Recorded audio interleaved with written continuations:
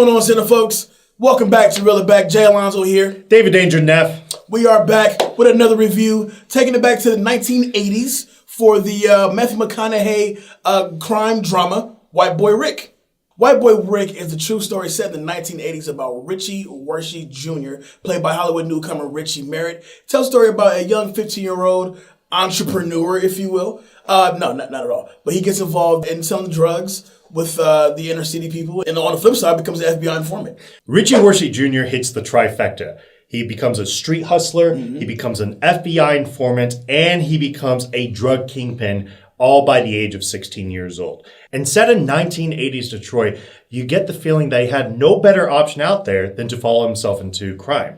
Now, one of the very beautiful things about this is the acting. While newcomer Richie Merritt does have a few growing pains to kind of do in terms of his acting. For example, use your eyes when it comes to having emotion. Selling the emotion, really. He does hold his own against the now legendary, really, Matthew McConaughey, who turns in this brilliant performance as his father, Richie Sr. Now, Matthew McConaughey, he does play this very subtle as a father who's also into crime himself by selling illegal firearms to the same drug dealers that Rick Jr. gets involved with. But in doing so, you can tell that he actually brings a lot of heart into this film, because at the end of the day, all he really wants to do is own his own video store and take care of his family. His daughter being a junkie, his son being an adolescent teenager that's now getting into all sorts of trouble, and his grandparents that, well, they're just too old now.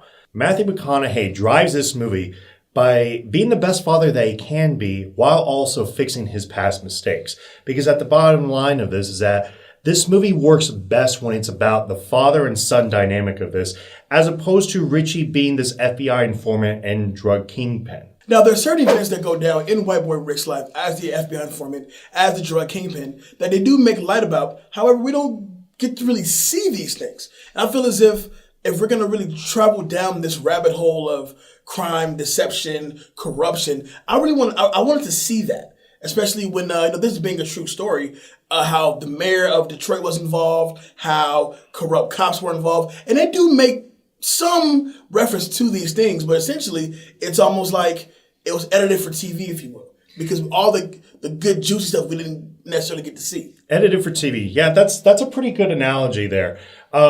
One of the other things that I felt like there was more missed opportunities in this movie than anything else. I do believe that White Boy Rick, if actually shot in the way that it should have been shot, would easily be a masterpiece. Instead, what we kind of get is this story about a boy trying to figure out his own way. He's not entirely bright. His family literally has some of the worst luck in the world and tends to always make the wrong decisions. Instead of actually doing something of maybe White Boy Rick didn't actually have any other choice, because this is 1980s Detroit when the automobile industry was actually in a decline at this point. That sort of take could have really brought a little bit of heart and life into this movie. And unfortunately, it gets a little punchless at the end of the day. And that's without mentioning, of course, a great supporting cast. We got Jennifer Jason Leigh in here. We have Tyree Henry from Atlanta. We have Bruce Dern playing the grandfather. And, of course, the rapper YG makes his big screen debut as one of the brothers of the local kingpin in this movie. But besides that, I mean, as a whole, the movie is enjoyable, but you can't help but feel those missing links in this movie. I'm okay and ready to score this if you are. Well, we came together and right after the movie, and we said, you know what, I think we have the proper score for this movie, so we can do it together. Yeah, I think that's good. I think when you consider that it's a little bit punchless and doesn't really connect with the audience as well as it could have been. It leaves you kind of really curious about why didn't we see certain things. Why we weren't really given better backstory throughout this. Now, we will say that this is incredibly well acted, but it's also poorly executed. Yeah? Yeah, that's a really proper word. Let's score it. You ready to score it? I am. At the end of the day, this movie really is a 5.0 out of 10. Thank you for watching. For more Reel It Back, please make sure you click the subscribe button somewhere in the browser here. Over there?